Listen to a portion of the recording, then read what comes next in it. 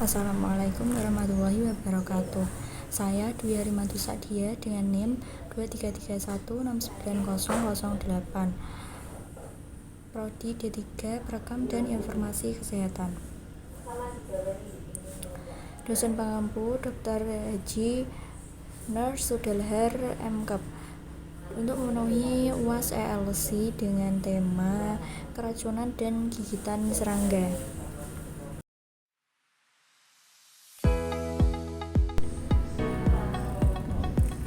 Selanjutnya yaitu mengenal bahaya keracunan dan gigitan binatang.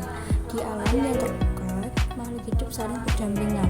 Akan tetapi ada beberapa yang dapat menimbulkan bahaya bagi manusia.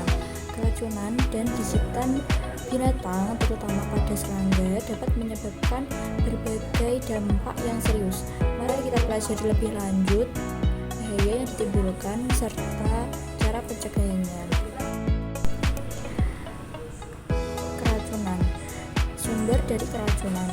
Keracunan bisa terjadi melalui konsumsi makanan ataupun minuman yang terkontaminasi, sentuhan langsung, atau bahkan menghirup udara yang mengandung racun.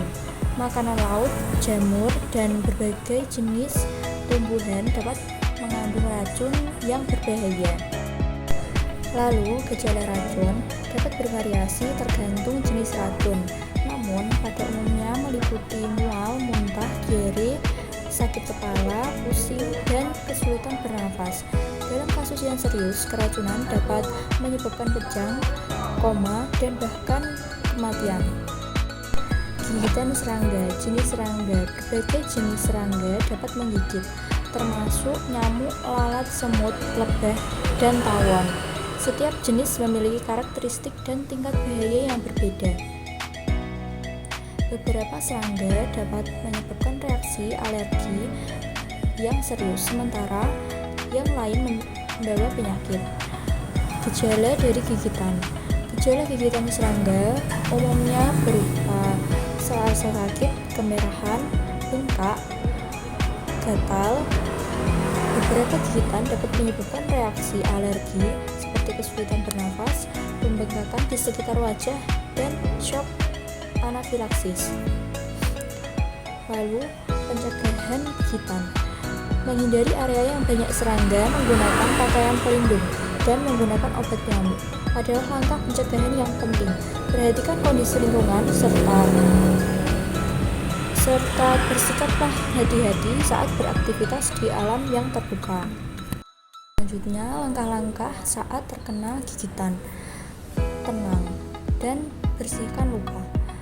Tetap tenang dan bersihkan luka dengan air sabun. Jika ada sengat atau duri yang tersisa, singkirkan dengan berhati-hati menggunakan pinset yang bersih.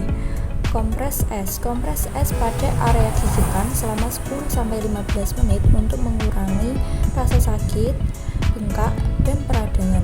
Ulangi proses ini untuk beberapa kali sehari. Lalu ketiga yaitu obat antihistamin. Jika terjadi reaksi alergi, segera minum obat antihistamin untuk mengurangi rasa gatal dan juga bengkak. Konsultasikan dengan dokter jika reaksi alergi semakin parah. Lalu pertolongan medis.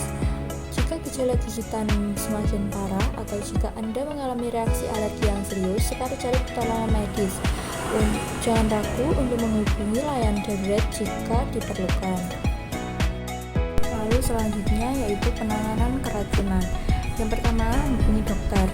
Segera hubungi dokter atau layanan darurat jika Anda menduga telah mengalami keracunan. Berikan informasi yang jelas tentang gejala yang Anda rasakan dan jenis racun yang mungkin Anda konsumsi. Lalu simpan sampel.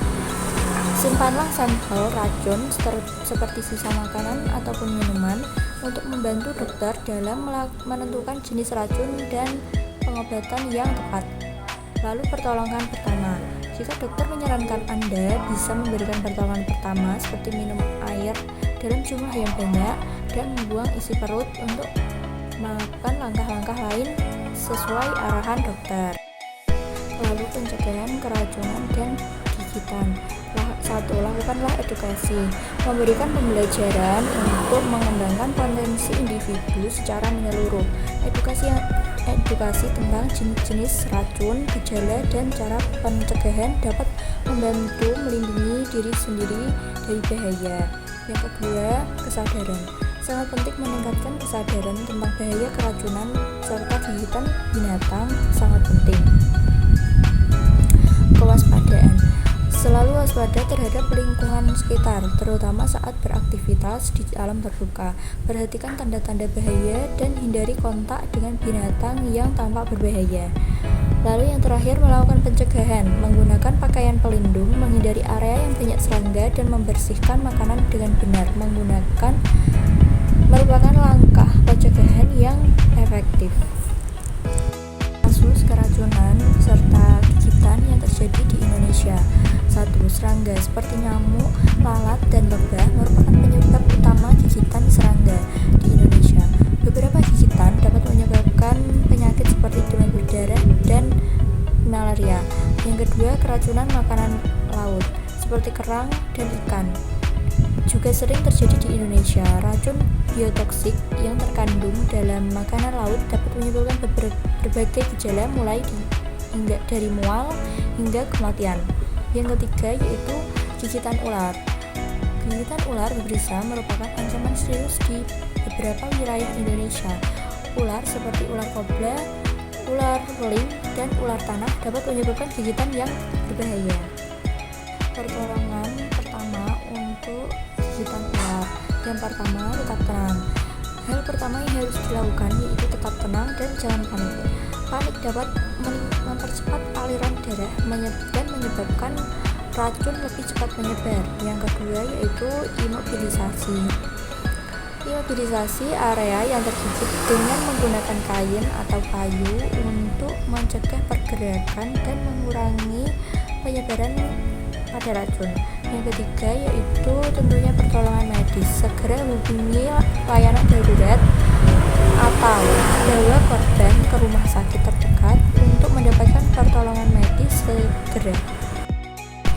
Berikut ini adalah contoh dari orang yang terkena keracunan seperti sakit perut, lalu muntah-muntah, dan lain-lain.